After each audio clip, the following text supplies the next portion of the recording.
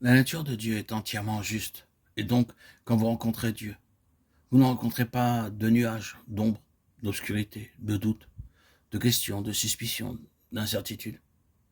Tout est transparent et clair. C'est une chose redoutable de venir dans la réelle présence de Dieu. Vous n'avez pas besoin de parler. Vous savez qu'il vous connaît. Il lit en vous, absolument et véritablement. Quand le Seigneur Jésus était ici-bas, n'importe quelle obscurité qui venait en sa présence était aussitôt démasquée. Il n'avait pas à dire quoi que ce soit.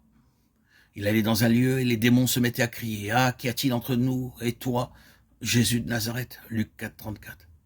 Il aurait pu leur dire, je ne vous ai rien dit, ou est la raison de votre attitude. Il n'avait pas besoin de parler. Il connaissait tous les hommes et connaissait ce qui était dans l'homme. Jean 2, 24, 25.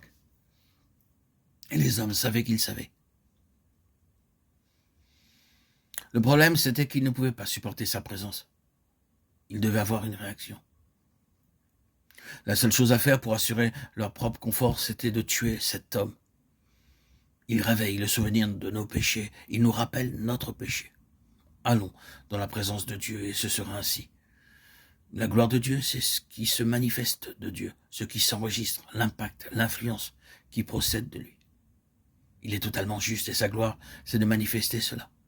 Dieu est intrinsèquement juste et il réclame que les hommes doivent être justes afin d'avoir de la communion avec lui, de se tenir dans sa présence et de demeurer éternellement dans sa brûlante lumière.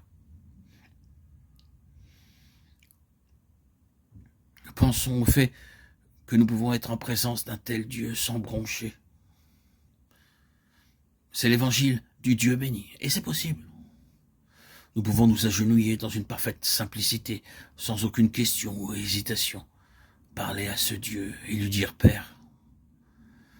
Nous pouvons communier avec un tel Dieu sans crainte et demeurer dans sa présence, dans cette gloire qui consumerait quiconque ne serait pas en Christ. Cela, je sais, est assez simple et élémentaire. Mais c'est l'évangile de la gloire du Dieu satisfait.